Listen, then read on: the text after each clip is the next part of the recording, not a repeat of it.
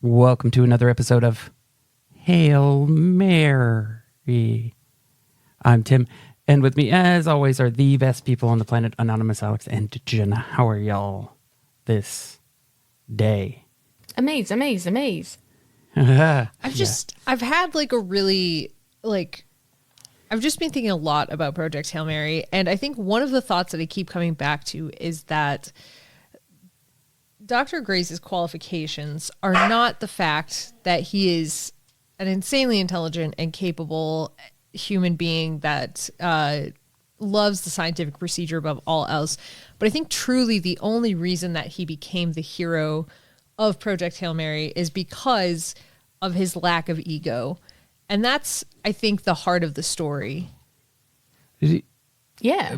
You don't think it was the astrophage blowing the place up? Oh, I haven't read the book. I haven't read the book. But I was going to say the movie. I've seen the movie, and I just assumed that was an inside job because he was the most qualified. An inside job? Yeah, to make him be the one to go into space instead of the actual scientist. Super accident. Dude. Okay. Super accident, yeah. Okay. I just assumed that what's-her-name was like, this is not going to work unless he goes. No, that was after. Yeah, Strat. There is a part of the book about the coma and the genetics of the coma that has like a bigger play in the book. Yeah. But even then, it wasn't on purpose. No. Yeah, there were certain things that played out different, but I was very happy with how closely they stuck to the original story. Honestly, it's a masterclass in adapting a book for a movie. And that and Uglies have got to be probably the two closest, right? Because I don't know, because I haven't read the book. I have started it. But just based on what everybody else is saying, it's so close. Yeah, it's everything that they cut out, they managed to find a way to tell at least partially. Yep. Or imply it. And Mm-hmm. And even everybody's like, well, they skipped the whole part about them, having to up the greenhouse gases around the planet. It's like, what did you think the final shot of the movie? Well, not the final shot, but the final strat shot was in the movie that was telling that whole story. Mm-hmm. I don't know. They did a fantastic job, and the stuff they changed. They have one minor tweak that I would have loved to have seen. And that is that in the book, it's not that the relationship between Rocky and Grace was misrepresented. It was that they did make Rocky slightly less capable in the movie. Oh, you say less capable. Slightly. I'm gonna reframe that as slightly less douchey or Andalite. He wasn't douchey. He was. He shit on Grace so much. As he should. Yeah, he's like, what's wrong with you counting in base 10? Are you stupid? And so, but that was exactly my point. They were so they didn't lean into exactly how much smarter Rocky is than Grace, because he is very easily the superior. He is. Being. And they kind of made him more sidekicky to Grace. When he threw the canister and it bounced off the ship, and then he threw the canister again, and he's like, oh, they think I'm dumb. I was like, God, that's a great way to tell that story without making Rocky sort of unbearably Andalite. I can see why they didn't go with that with the relationship piece of it, but there was also other parts where Rocky figured things out that they kind of downplayed that a little bit, and that was the only part that I was like, oh man. But their relationship overall, I loved them. I love them so much. It was such a good fucking movie. That the biggest problem is it wasn't a 15-hour movie where they went through every single part of the book in depth. Have I told you about my opinions on Ryan Gosling? I don't think so. I want to hate that man so much. Yes. Yeah. Yeah, and I think it's actually more rude that he won't let me hate him. Because I'm like, you can't be like likable and good looking, like pick a lane. And like, good a great looking people actor. are supposed to be douchey. Yeah. And funny. Like you have to Fuck off. You have to be a jerk, right? But then he keeps making these movies that I think are really funny. And I'm like, I don't want to like your movies. Stop making enjoyable. I really liked The Fall Guy. I don't think anybody went and saw it based on the box office numbers, but I thought it was great. And we won't even talk about The Nice Guys. How good that movie is. But no, I thought he was fantastic in that movie. Have you seen the interviews though? Like, one of my favorite things that happens is in every interview where they ask him about going to space, he gets genuinely scared as if they are going to put him in a rocket right then. And like, it's my favorite thing watching him interview, because they'll be like going down the line of everybody in the movie and they're like, if you went to space, what would be the thing that you took? And everybody's like, a book, my family photo album, blah, blah. And he's like, don't fucking put me in the rocket. You're not doing it. I'm not going. I don't want to go to space. And they're like, it's like just a question. Yeah. It's the best. Yeah.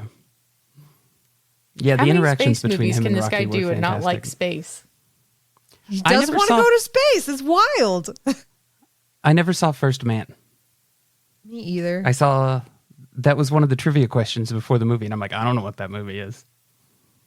I guess it was a Ryan Gosling space movie. Mm-hmm. Where he played Armstrong. Oh, did he? Yeah. Yeah, I never saw it. I have only seen 3 Ryan Gosling movies. What? Okay. I've seen so many. Hold on. Project Hail Mary. Yeah, that was a gimme. La La Land. No. Okay, the Barbie movie is definite. Yeah, I've seen the Barbie movie. What would be the third Ryan Gosling It's gonna be movie? fucking Lars and the Real Girl. That would be No. hilarious. Was he in? Was he?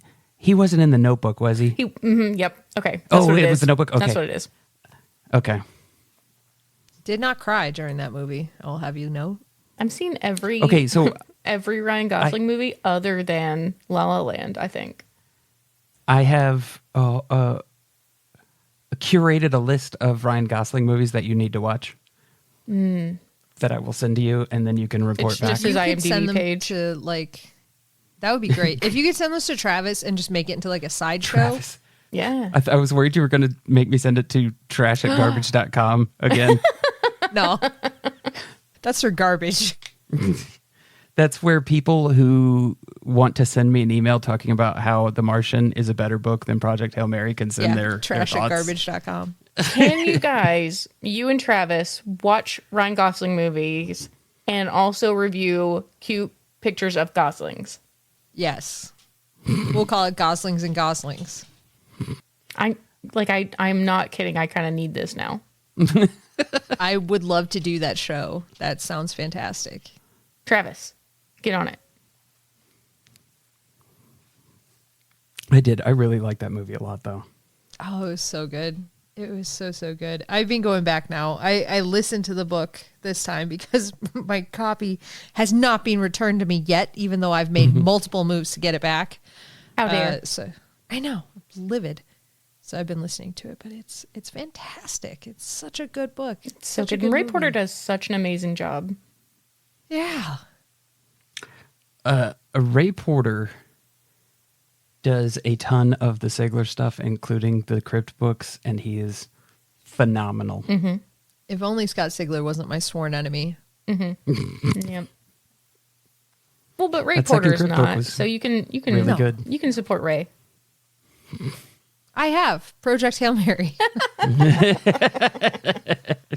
And probably so many other books because he is the voice of so many books. Yeah. Yeah, I wonder. I don't have that many. I mean, other than Animorphs, I don't have that many audiobooks. I wonder if he's done any of the other ones I've listened to. My God, at the library we have amassed. Oh my God. We blended our Audible accounts. There's so many books. There's so many books. We will That's a never good run thing. out of books to listen to. Yeah. And then we That's just keep impressive. getting more. Like Natalie K. Reinert's The Jump. Yeah. Yeah, that would have been an amazing segue if that's what we were doing today. It would have been such a good segue. I'm a little mad. No, we're not doing that. What if we pivoted? Did watch, we did watch the last 2 episodes of season 2 of Heartland. We sure did. And Jenna's going to tell you what happened in those 2 episodes of Heartland. I am. So we've got like a good news, bad news, good news, bad news situation. Bad news, I did not write a summary. Good news, we just watched these last night. Bad news again, my memory's trash. All right. So in episode 17, I think that one was called Full Circle. And this one, Amy is trying to ride Sparta and trying to go over a jump. Well, she says that she's trying to go over a tree branch. That looked like a full fucking tree to me. Friend, trying to jump over a branch, and he shies at the jump and tosses her so hard over it. And it's pretty funny, honestly. Like, I did chuckle a little bit watching that. Anyway, she gets back and she tells Ty she just doesn't know what's wrong with him since Wes came and stole him. He's been different. The horse has been different. It's been the horse. Definitely the horse. And Ty's like, well, but are you okay though? And she's like, I'm fine. Leave me alone. Ugh, gross. Don't talk to me. Cut 2. Ty is trying to break. Yes, Harley. And Grandpa Jack offers to assist him with that. And Ty's like, well, I kind of want to do it myself, but thanks though. That's great. Thanks. And Grandpa's like, all right, I guess you have fun doing this thing you've never done before with an animal that you're not familiar with. And I've done it, roughly about 150 times. That's cool though. We're just like, I thought we were best friends, but fuck me, I guess. And then Amy discovers a picture in her mom's office of her mom herself as a tiny young child and some unknown man. Bum, bum, bum. Turns out this man is a guy that her mom was seeing for a while. Okay, sure, whatever, it doesn't matter. But he's really great with horses. So she's like, hey, Grandpa Jack, why don't I take Spartan to this man who's really great with horses that also mom knew, I guess? And Grandpa Jack's like, that's awkward. I'm not sure that's a great idea. Amy, it's kind of overstepping here. Well, you know what? If you want to, then why don't you call him first and we'll see. And Amy says, well, I did call him. I did call him first. And he said, yeah. So Grandpa Jack's like, fuck, fine, I'll take you there. And then Grandpa Jack takes Amy to this man's house and he teaches her that, maybe it's not the horse that is having a bad time right now. Maybe the horse is fine and actually you need to let go of some stuff and you need to work through your own issues. And then he'll jump because, he wants to and you want him to, and it'll be great. So they go through this whole big mystical spiritual awakening for Amy and she realizes, hey, I was putting too much pressure on everything and everything is actually kind of chill and it's all going to be all right. And we're going to jump when we're going to jump and it'll be cool. And she ends up jumping Spartan and everybody's happy. But Ty comes to pick her up instead of Grandpa Jack because Ty has broken up with Kit and has decided that he wants to be with Amy. So he starts to tell her this and Amy's like, hey, you know what? It's cool. We're friends. We're going to be friends. It's all right. Everything is going to work out. And Ty's like, yeah, but wait. Okay, I guess we're going to be friends. Cool. And that's the end of that episode. And then I don't remember what episode 18 was called, but it's the last episode in the season. Are you ready for episode 18? I don't remember much of what happened in 18. I do. Okay, hold on.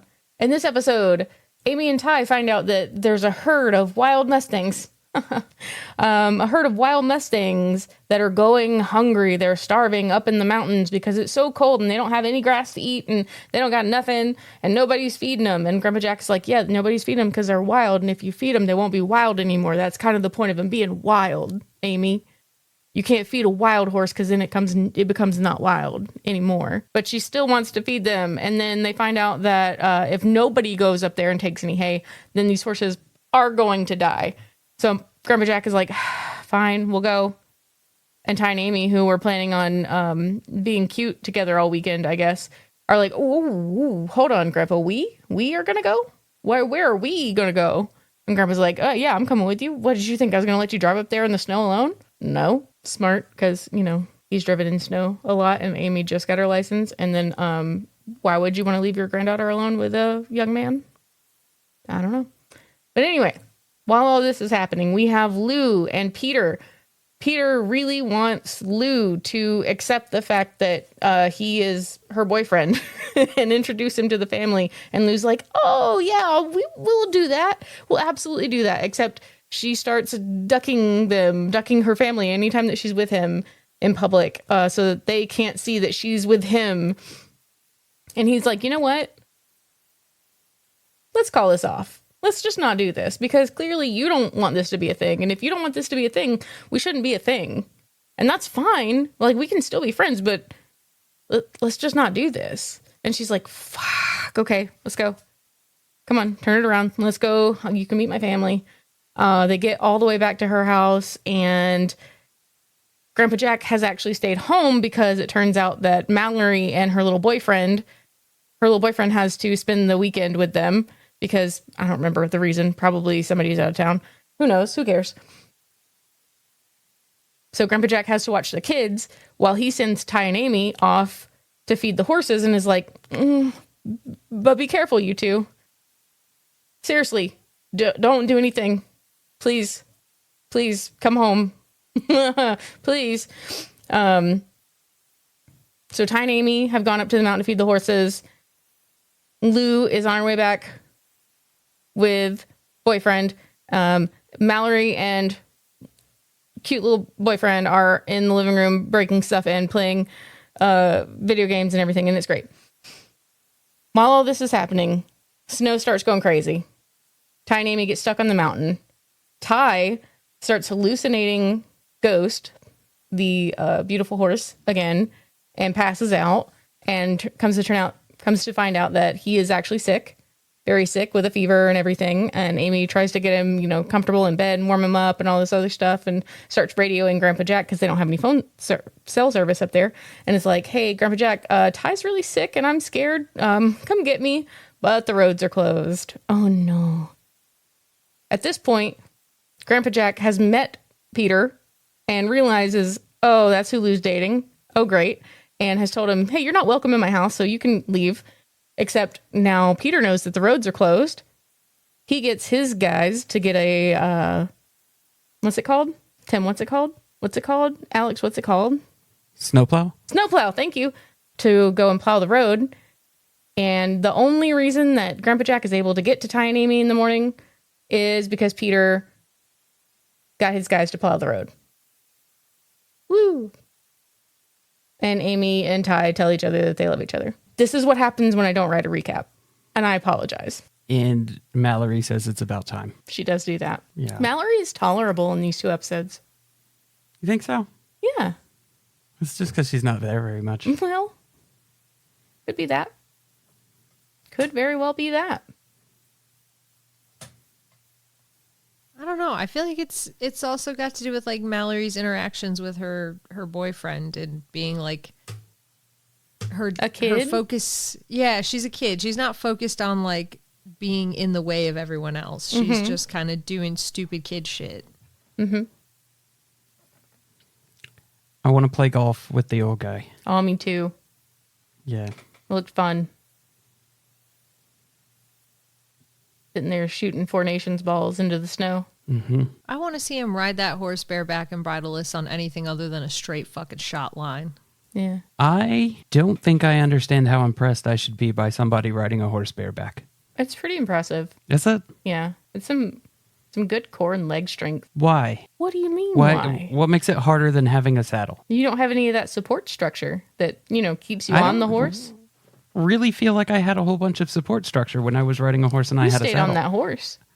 I did, but I felt like I could have gone at any time. Oh, you would have felt even That's all I thought secure. about actually was like, this is the millisecond that it all ends for me. Next time you're in town, what we're going to do, I can lead you around because we only have Pony and I don't want you to get hurt. But we'll throw a saddle on her, lead you around a couple times. We'll take the saddle off, make you sit back up there, and then you can tell me. And see the difference? Yeah, you can tell me what you think.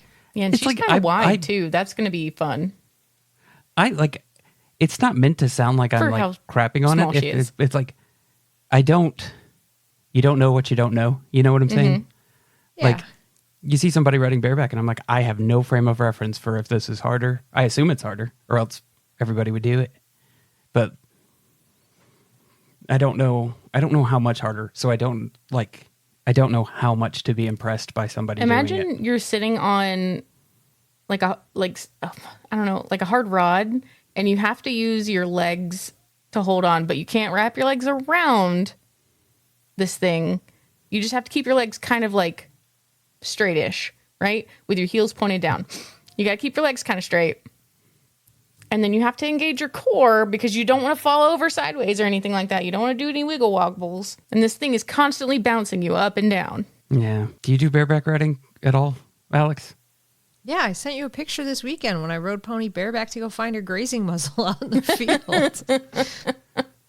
Where did you send the picture? I think this is a great question. I sent it in a few groups. I'll send it to you now in this group. Yeah, I was about to say, I know that you sent it to the D&DB. I was sending to, maybe I lost track and I didn't send it to him with Tim. It was a whole story in pictures. Yeah, I didn't get this. Okay, hang on. You'll love it. It's a whole story in pictures. And I really needed everyone to see just kind of how far out this grazing muzzle was. But yeah, I do. I ride bareback more than just out to get grazing muzzles out of the field.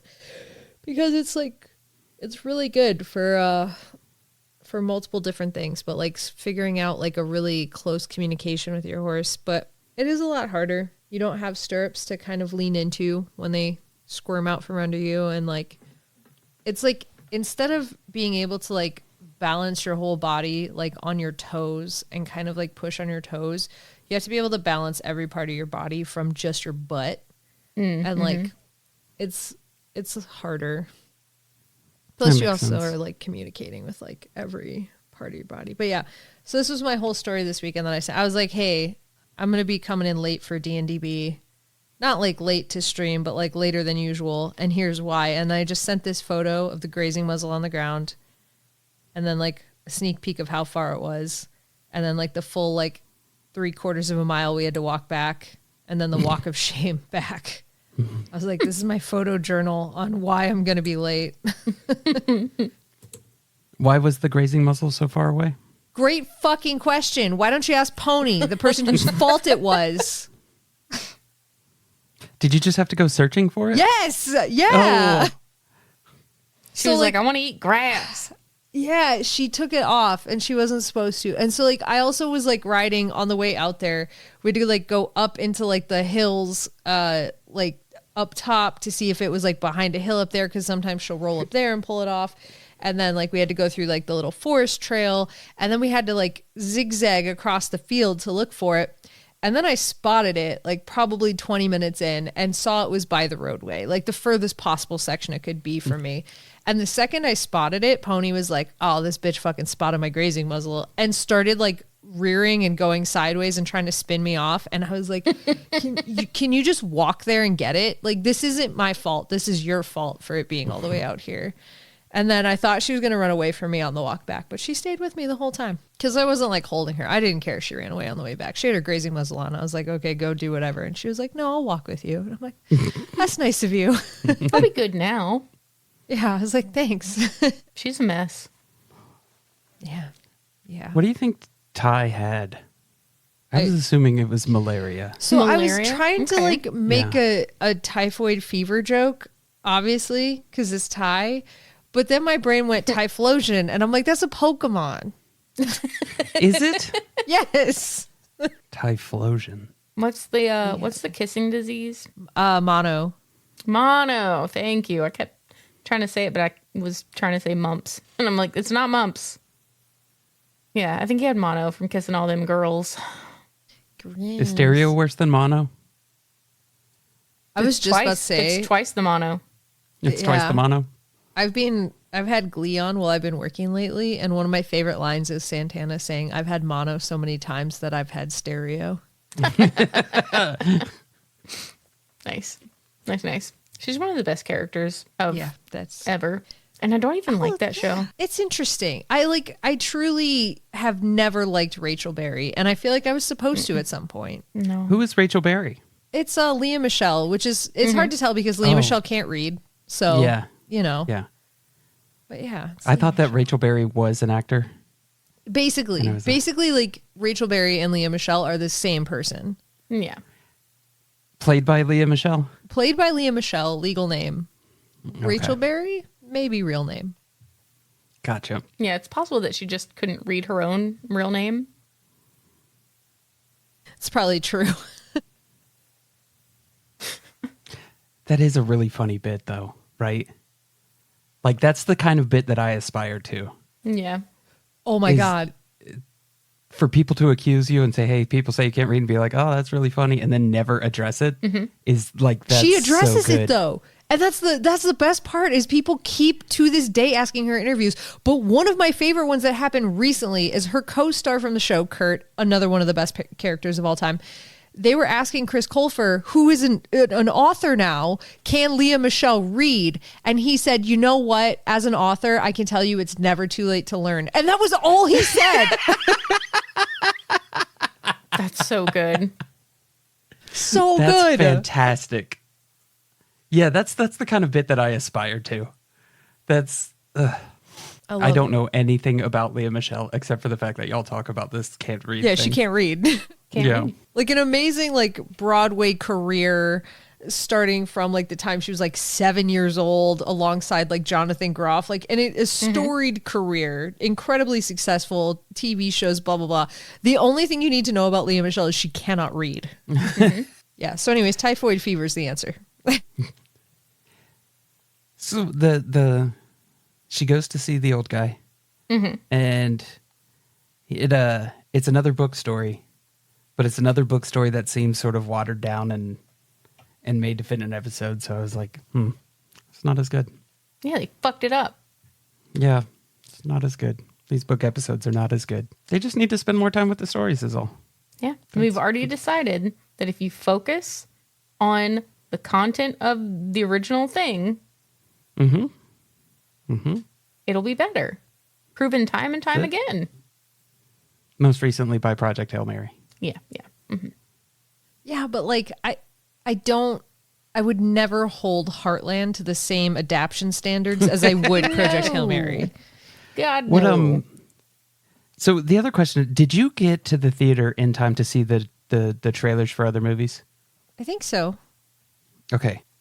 Did you see any movies that you are planning on seeing? Let's see. I had a recliner seat with a heater, so I was spending a lot of time really getting myself where I needed to be. It had the headrest moved too, so I don't know. I feel like there was one that I said, "Oh, I want to see that," but it's so rare to get to the theater that I don't know. I saw several. What are you gonna see? Spider-Man, obviously. Yeah. Dune 3, obviously. Oh yeah. There were a couple. And I also saw a movie poster while we were walking in that they're making an Animal Farm movie. I would see that. So, yeah, I'm going to have to.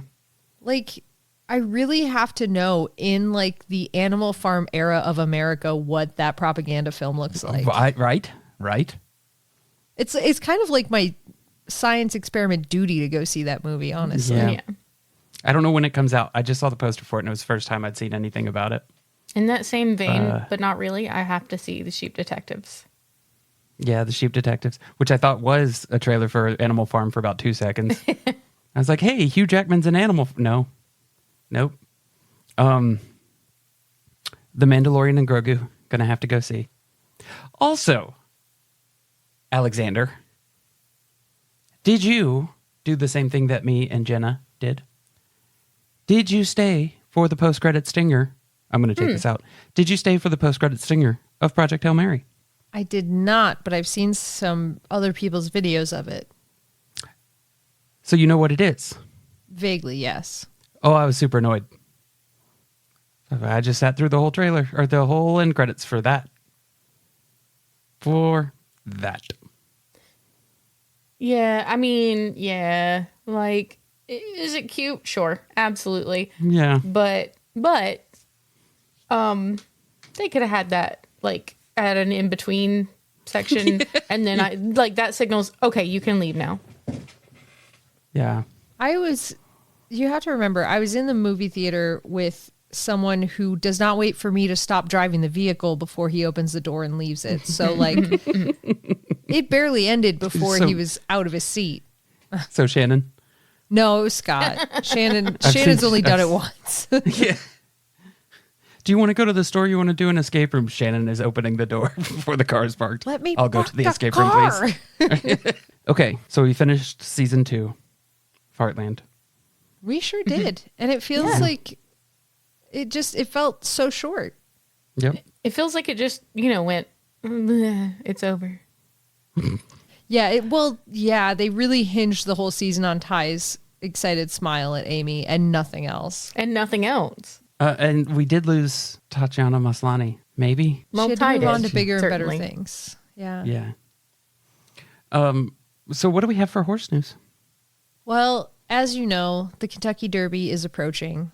And so it is up to me to tell you who you should bet on. And the answer is not Paladin, who was the favorite for winning the Kentucky Derby, but because he absolutely busted his shit. They found that, he had a fracture, in his right front ankle.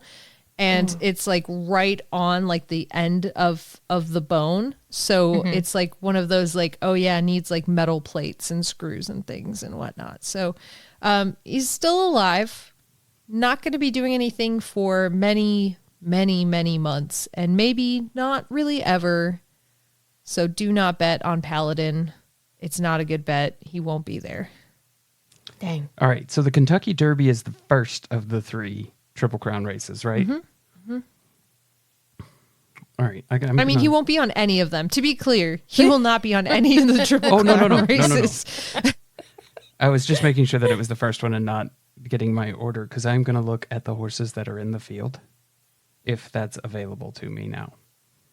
They'll probably have like one in there. Oh, he did go to Root and Riddle Equine Hospital in Lexington, which is pretty cool because like I know multiple horses that have been there. So, hey, I've got a question. Yeah, why is it that we have a entire podcast about horses and stuff, and we don't do a not for money Kentucky Derby thing? Ooh, we should absolutely do that, right? Mm-hmm. Like, do we all pick one horse? No, or what do you think? Not for money. I would prefer everybody who's listening. Yeah, but if we make them pay to get in, the winner gets to donate the pool to us.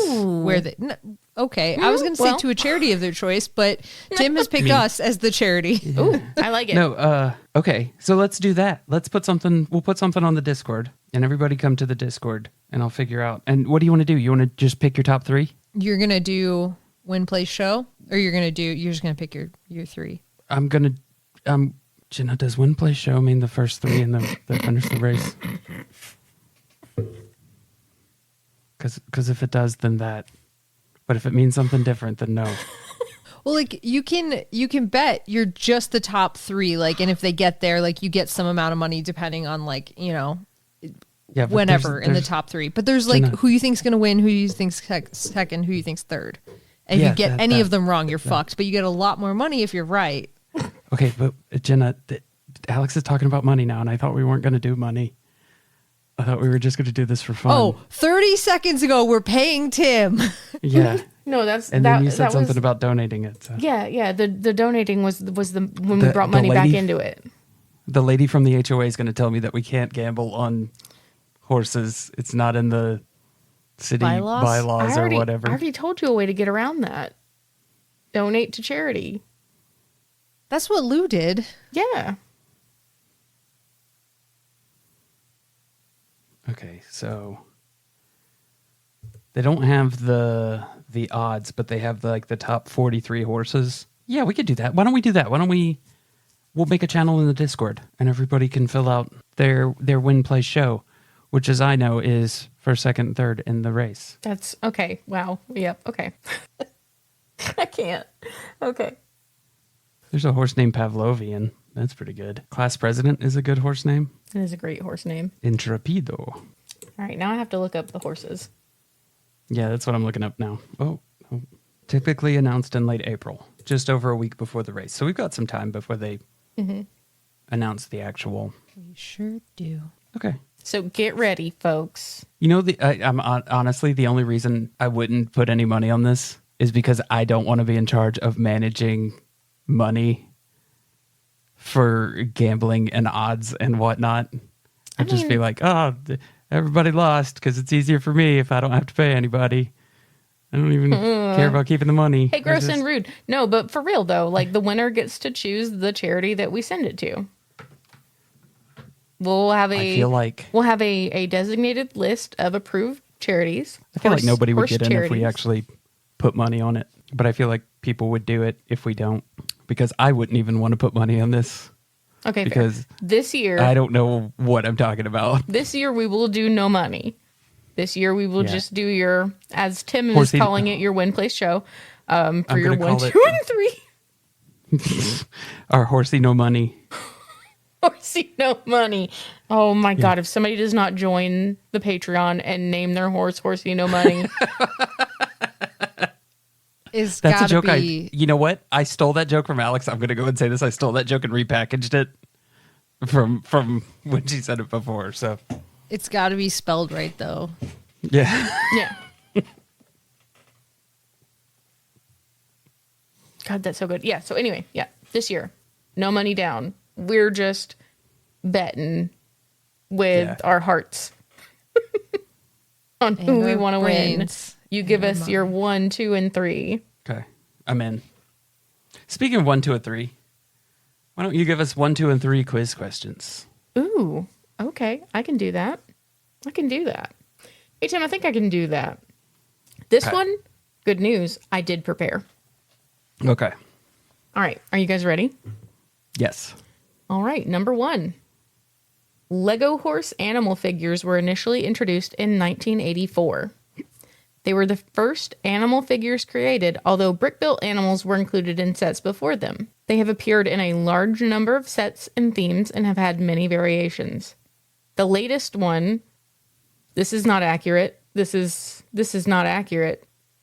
One of the latest ones, there we go, which was introduced in the this is the latest one, actually. Because it's the one piece. I'm in crisis. It's the One Piece Lego horse brick. One piece? Like one singular. The TV show? Nope. It's one singular item. The brick is one horse. Okay. The latest one, which was introduced in the Lord of the Rings in 2012, replaced the classic horse and will continue to be used in the future. In 2025, Lego's Creator Series released Creator 3-in-1 set number 31166, Beautiful Horse. How many pieces are in the Beautiful Horse Lego set? This is difficult because, Tim, you've purchased this horse. I have purchased this horse. I have this horse in my possession. I have no fucking idea. 500. Oh, damn it. 450. Okay. Is that going to be your final, or do you want to do it's going to be like a win place show? I'm sorry. No, it's going to be like 1,300 or something. No, it's going to be like 250. Okay, so we've got 500 and 450. Yeah. All right. The amount of pieces in the Beautiful Horse Lego set are 685. Alex. Nice. You beat Tim on a Lego question. I love that. I know. Are you ready for number 2? Yeah, but it's a Lego question that we've both had hands-on experience with. So, like, we both should have done better. Yeah. I mean, fair. So do better. Okay. All right. You ready for number 2? Yes. The Bureau of Land Management manages, protects, and controls wild horses and burros under the authority of the 1971 Wild Free-Roaming Horses and Burros Act, as amended by Congress in 1976, 78, 96, and 2004. This law authorizes the BLM to remove excess wild horses and burros from the range to sustain the health and productivity of the public lands. The BLM also manages the nation's public lands for multiple uses in accordance with the 1976 Federal Land Policy and Management Act. The Bureau manages wild horses and burros as part of this multiple use mandate. As of March 1st, 2026, of fiscal year 2026, what was the nationwide population estimate of wild horses and burros in the USA per the BLM? I feel like I just saw this and it was like more than I thought. Is it like 10,000? That feels like, man, that just seems like so many. My number was way higher than that I initially guessed. So what were you going to guess? I was going to guess 50,000. 50,000? Okay. Yeah. I'll go with 20,000, which I still feel like is more than I want it to be, than I think it should be. Not want it to be, than I think it should be. I'm going to go with 20,000. Okay. Okay. So we've got 20,000, 50,000. It's probably like 7. That number is 85,466. Man, that's so it's many. way higher than we thought. Way higher. Yeah. So was it, oh man, maybe it was like they got permission to cull like maybe 12,000 or something, like 10 or 12. I don't know. Yes, it was 14. Okay. That's what I was thinking then. I was thinking of the cull number, not the whole number, which is fine. Yeah, it's wild. It's so many. It's so many. All right. Are you ready for number 3? Yes. Number 3.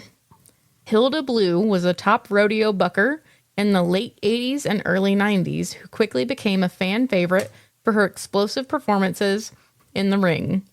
After she retired, she continued to produce explosive and dynamic rodeo broncs, all the way down to today's current Houston rodeo fan favorite, Blue Bonnet. How many foals has Blue Bonnet produced as of the end of 2025? Did we get how old Blue Bonnet was in any of that? Nope. No. We got Hilda was a top rodeo bucker in the 80s and 90s. 5. Okay, that's very different. 20. Is 20 a stupid number? Is that dumb? That sounds dumb to me. Not if like, okay. It's like she'd just be pregnant all the time then, right? She would just be pregnant all the time. Not if they bred her like every single year since she was like 2 and she was okay, like then I'm 25. changing my number. No, you go hard. You do what you want to do. I'm changing my number to 10. It could be 0. Here's the other thing. It could be 0. She's a working gal. But when like, you know how you have like a snap reaction to things? Yeah. Like you don't even process the whole question. You just have a snap reaction. My snap reaction. Yeah. 250. 250. Hell yeah. 250. And then I thought about it and I'm like, that doesn't make a lick of sense. Like a lick of sense. Like if they had litters, maybe. Yeah. But then I was thinking descendants. Oh yeah, that could be 250. Yeah. So and that could grow exponentially. I think. I don't know how exponents work, but I think pretty much like how you thought they worked. Yeah, honestly, it worked like that. Yeah. Okay. All right. Final 10. Final numbers. 10. 5 and 10. Yeah. All right. The number of foals produced by Blue Bonnet is, as of the end of 2025, 12. Is it really? 12. So 20 wasn't like crazy. stupid. Yeah, you were still going to win that. 250 was stupid. Yeah, well, like that was a dumb number. I mean, just, thinking about how long horses are pregnant for and all that jazz. Know. Yeah. It's 19 months, right? Horses pregnant 19 months? Not that long. Usually a year-ish. I mean, there's some pretty decent variance in that with how early and late they can go, but like 12-ish. So that was another one where I was like, it's longer than people. It is longer than people. A number. Yeah. And I didn't stop at a year. I went to like almost 2 years. 12 months is like why there's a foaling season. You don't want your horses to be born Christmas week. Exactly. You do not. Yeah. It's the week of celibacy, just in case. Yeah. You don't want them to get Christmas presents. That's when we're recording. And birthday presents. Celibacy week. Yeah. That way you don't have kids born on Christmas week. Mm-hmm. That's wild. Yeah. There's really a whole week celebrating celibacy? No, we just saw it on a YouTube video that we watched. Mm-hmm. It was a thing that they made up so that kids didn't have to be born near Christmas. Made up. Well, that's true. We don't know that they made it up. But we do know that they celebrate it and encourage it. That seems fair. And you know what? I encourage it too.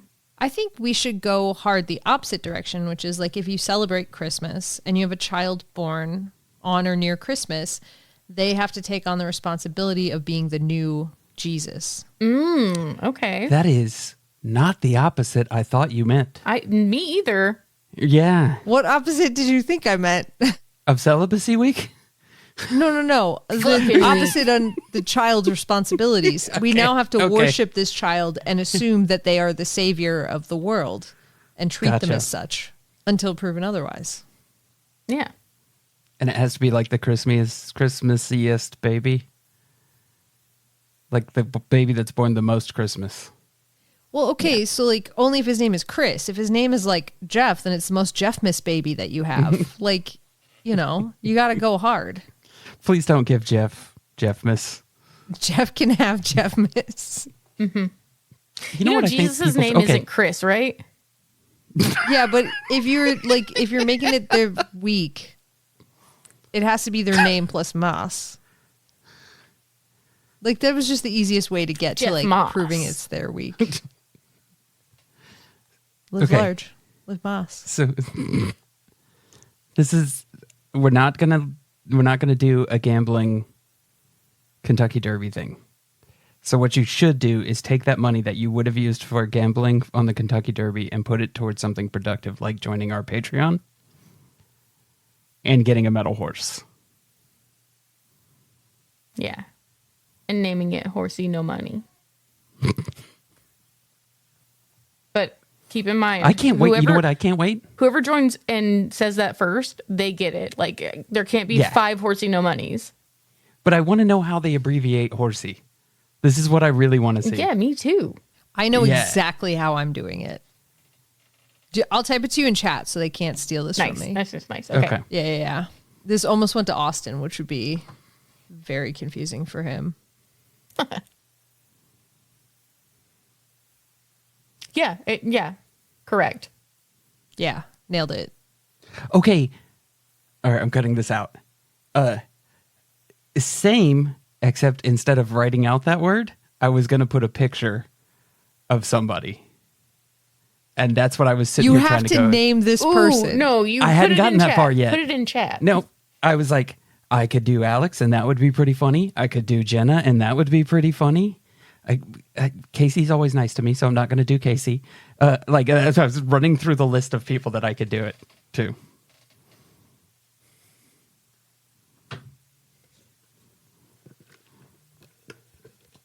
Lady Gaga was on the list also. You don't know her. Nobody would get that. I know, that's what I'm saying. I was like, nobody would get that. Nobody would know what I meant. She could be a delight. I don't know. All I know is that she promoted herself to lady, and I don't know if you can do that. I know that she likes spaghetti. Mm-hmm. Why do you know that? There is you know how we live in like a really fat phobic culture? Yeah. There was a time where Lady Gaga gained some weight after her meteoric rise to fame. And she was like, yeah, well, I've been living with my dad since this tour, and he makes a lot of really good lasagna and spaghetti, and I really like it. So fuck you guys. The idea of Lady Gaga gaining weight, like, I don't know, it was probably like 1.5 pounds. And I'm like, what was it? Somebody said that the way we live right now, they were picking on the Fanning sisters for being heavy. The literal, skinniest, they're built most godlike people on the face of the planet. Yeah. But that was where we are in our culture. If they wore large black robes, I wouldn't know the difference between the ring wraiths and them. They look like literal Greek statues. And also, like, if you watch that thing where they were hooked up to the lie detector test, they seem like they would be a ton of fun to hang out with. Yeah. Delightful. Yeah. It would stress me out. Have you guys seen Robert Pattinson's lie detector test interview? I have not, but I need to now. No. Just thinking about that little ball of anxiety that he is. Well, he also doesn't understand how lie detectors work. He goes, well, what if I don't know that I'm telling you a lie? Like, what's going to happen?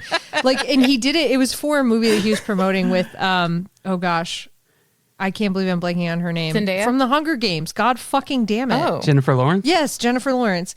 And so and she kept explaining to, she's like, Robert, that's not how they work. You're fine. Like, if you think you're telling the truth, it's going to say you're telling the truth. He's like, but what if it's not the truth? And she's like, that's not how it works.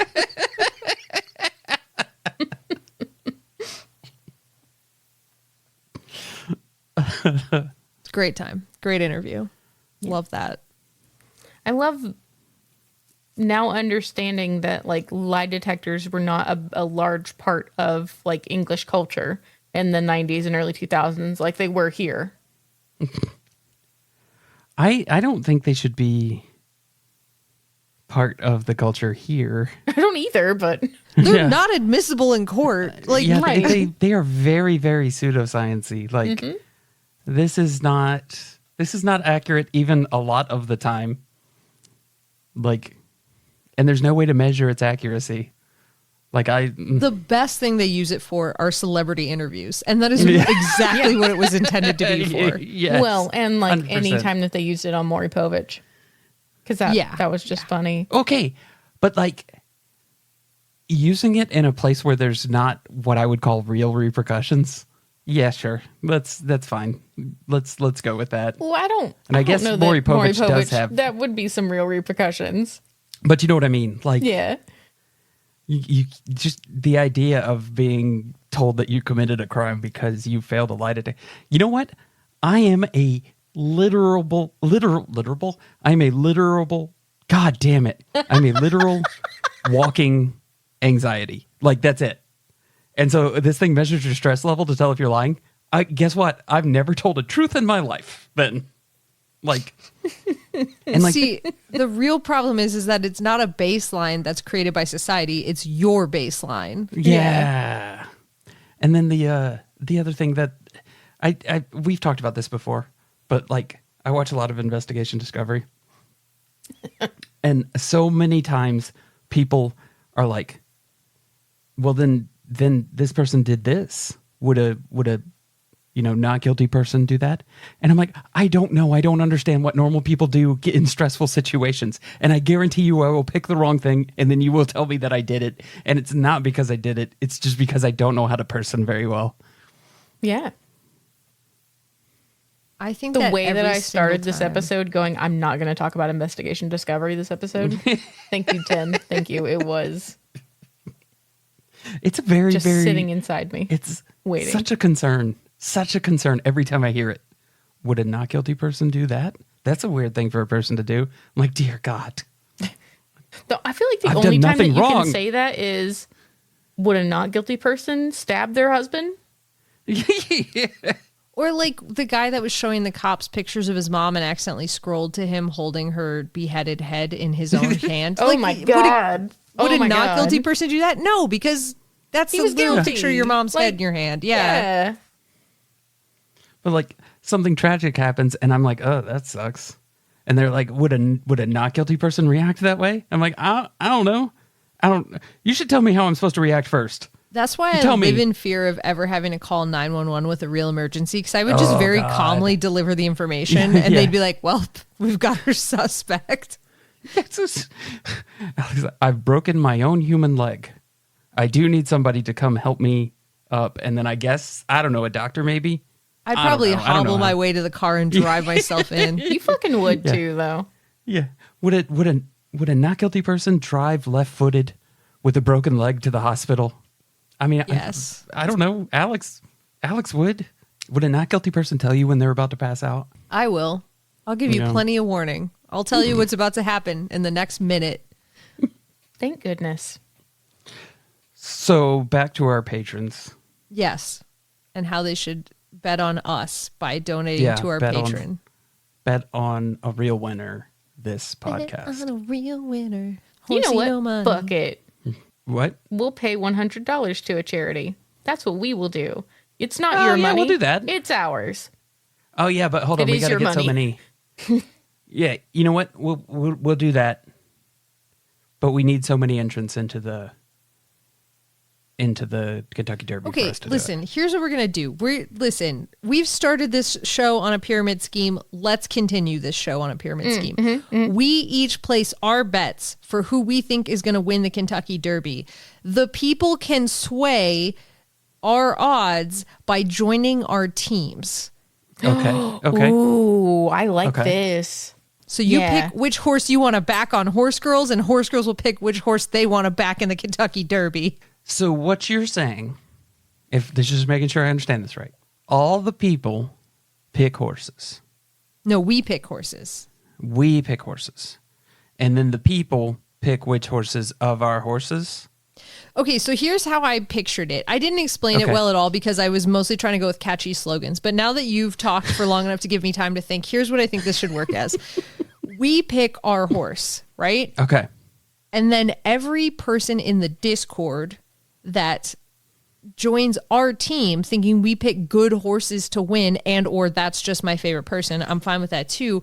We get an extra horse to pick on there. So potentially, like your odds go up for winning based on how many horses you pick. So It's almost like a fantasy draft. Yes. So that's what I was going to say. Are we going to sit down on a call and one at a time each pick a horse? Yeah, but I feel like Yes. we're just going to do it through our message. Yeah, you know what I mean. Like, No, we're right. not going to Like, call we'll each do other. it the No, easy we're way. just going to, Yeah. And then you get to add a horse. Yeah. If you Yeah, like you the get to horse add a that we horse. picked, then you join our team with another horse. Okay. Okay, they bring a horse. Yeah, they bring a horse. Yeah. Yeah. And then we Yes. build our roster of horses that way. Which means technically they could also like really fuck us over by picking the bad horses and joining our teams. Yeah. Like there's Sure. a lot of psychology behind this. Yeah. So you're saying if Lost Amy wants to get back at you for all the times Yeah, that he you've- can join Yeah. my team with the worst Okay. horse ever. Yeah. Okay, I like this. So I'll set another channel in the Discord for Kentucky Derby. Yeah. Perfect. Okay. And then we'll donate $100. We'll donate $100. Okay. Yeah. I like it. Yeah. You guys can think of cool team names. Oh, Teamy no money.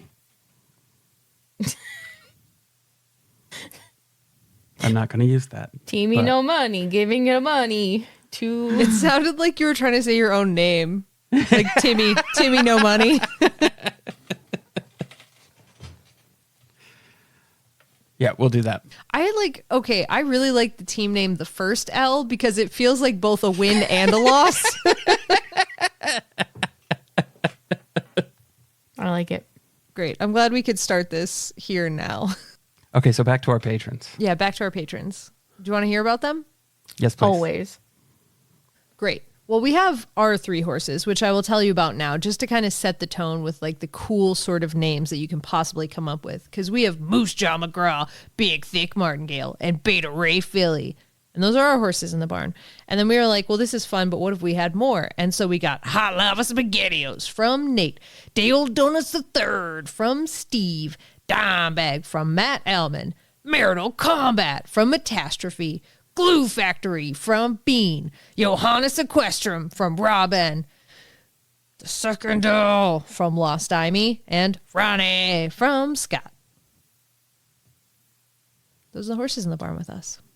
Well, those are the metal horses in the barn with us. But we have we have other levels. We have like Palladium ponies. You can like name a pony. Mm-hmm. There's a lot of things you can do in the Discord. I just sent you the update that my phone just gave me, Alex. And then after that, you can do an outro. Okay.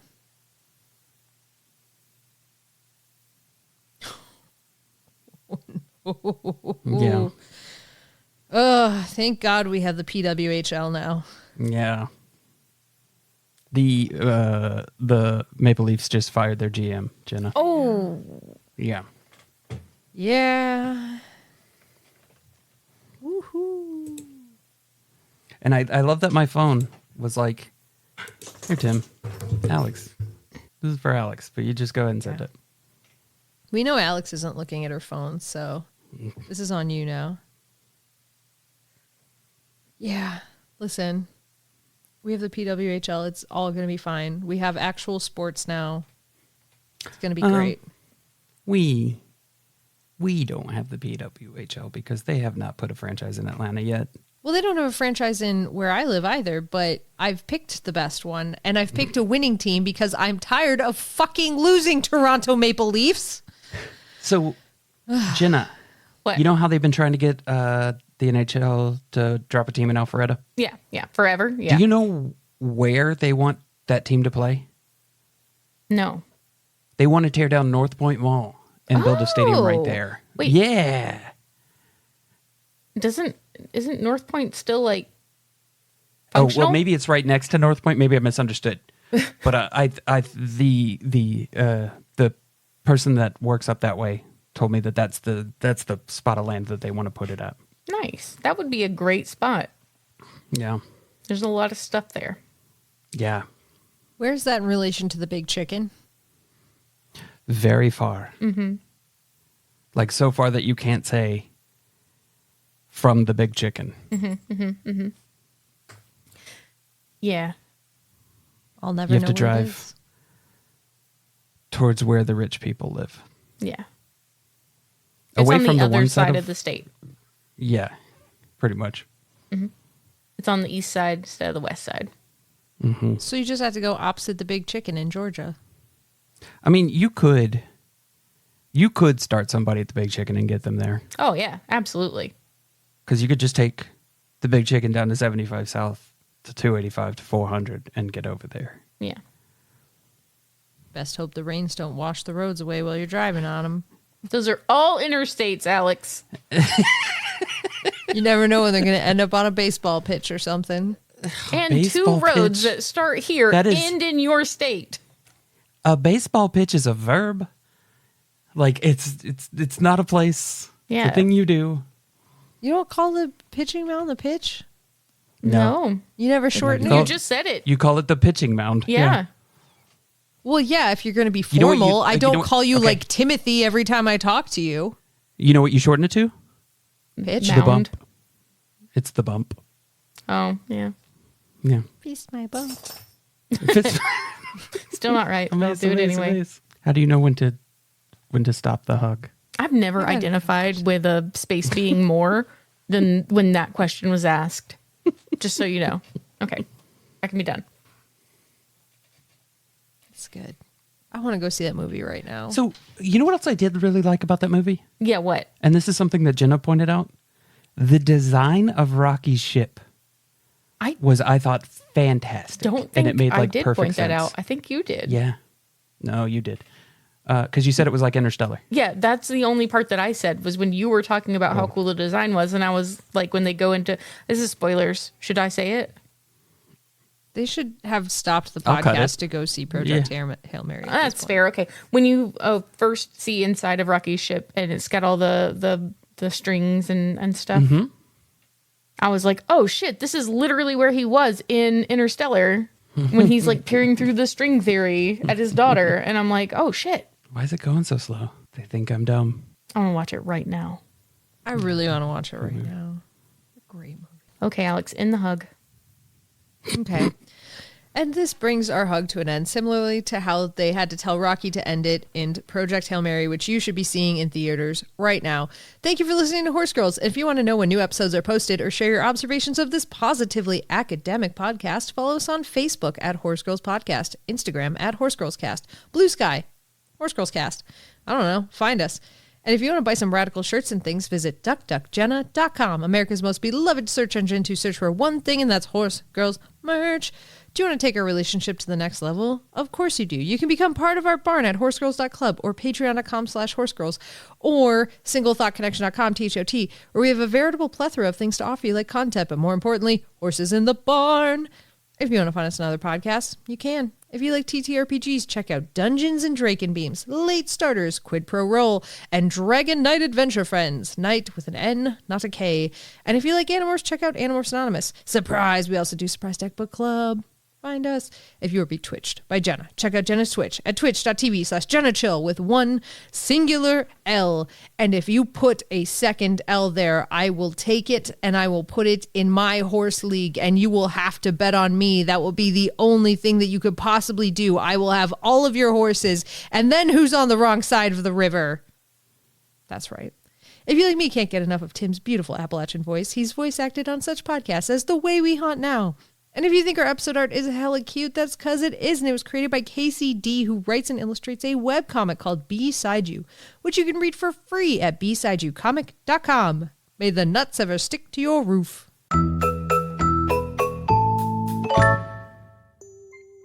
Made in association with Airtime for Nonsense. For more content like this, visit airtimefornonsense.com.